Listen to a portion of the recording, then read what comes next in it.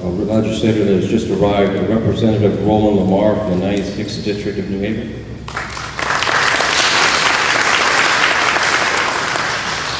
Thank you, and I'm just going to highlight some of the things that we just heard. Each one of those conversations demands a 2-hour conversation in and of itself. And I think one of the answers that we often overlook when we talk about job creation, youth crime, when we talk about providing opportunities to kids, when we talk about advancing our entire community, is the importance of what we do in our local high schools, first and foremost. I'm lucky enough to have a great friend of mine who's a principal of a magnet school in Hartford, Pathways to Technology Magnet School.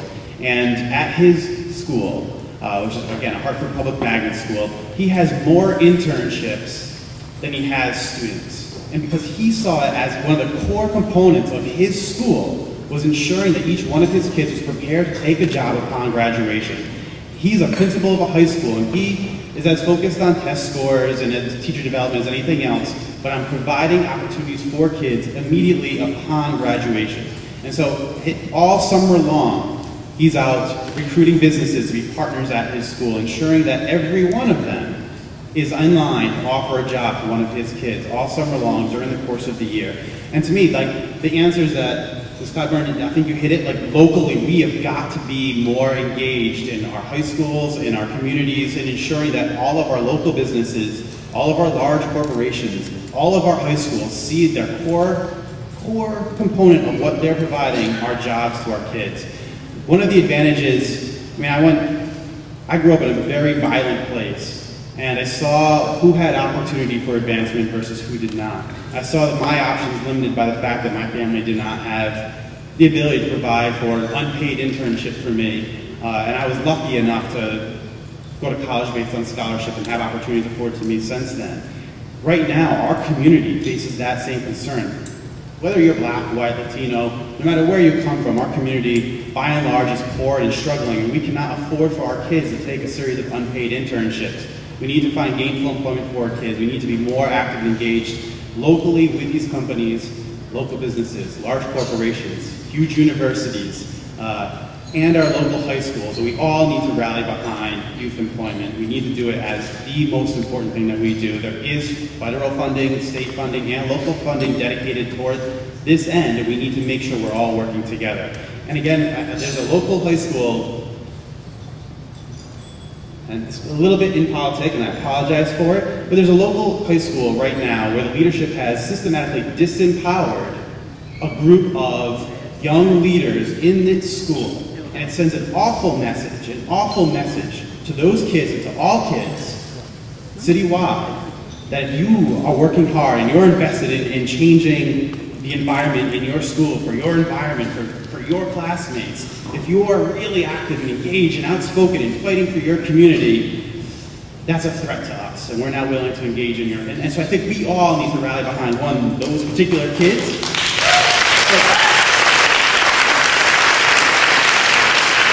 but also make sure that when these kids are ready to take jobs upon graduation, that we've got their back then too. Thank you. We have one more comment.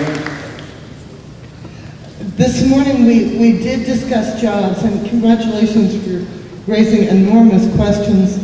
I'm not sure that we've earned our, I don't think I've earned my seat up here. I don't know if we're really doing what we should do. We need to learn more about what works. But on the violence question,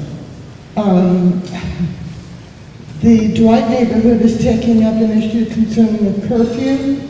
The West River neighborhood is going to be having a workshop on gun violence. If there are any folks here who would like to raise their hands to make themselves available to be resources to other people who might be interested, you can do that. Otherwise, I will be happy to forward some information about the activities that are going on in Dwight and West River, where some of our young people are getting gunned down.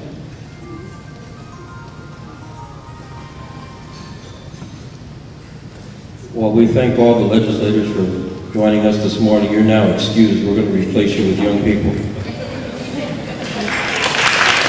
Thank you very much.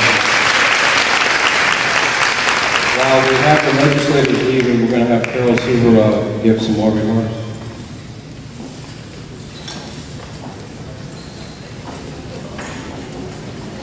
And those involved with the youth panel, would you please come forward?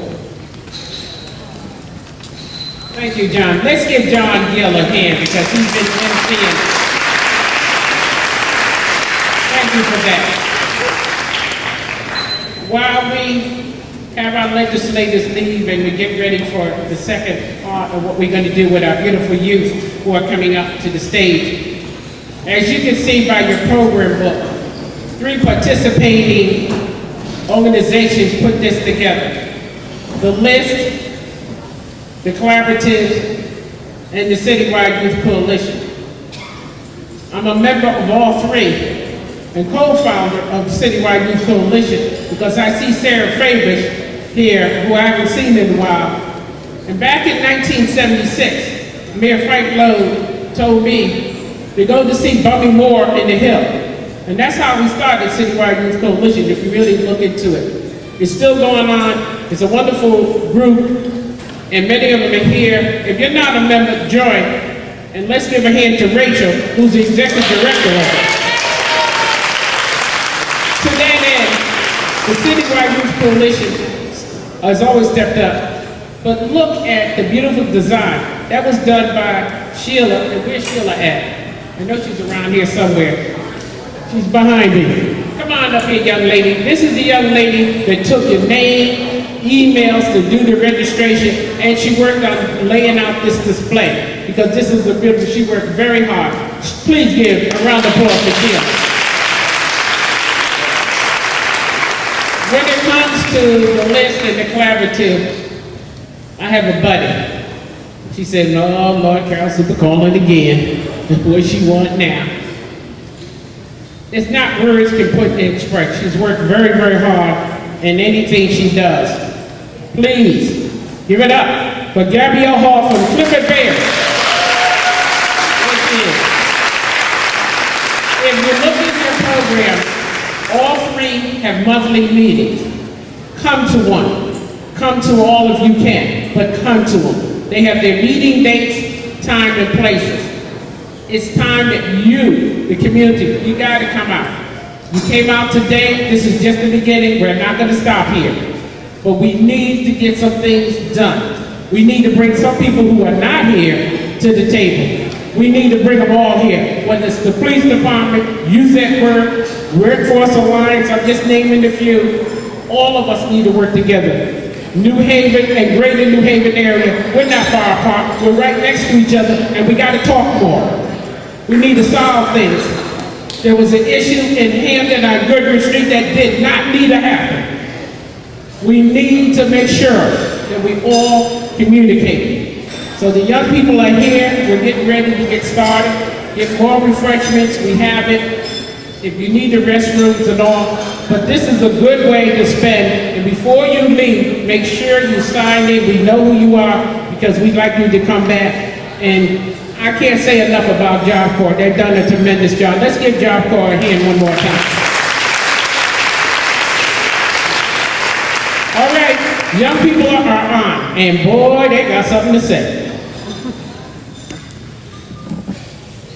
Before I introduce the facilitator for the youth panel, I, for one, know how difficult it is to get up in front of all you people and speak.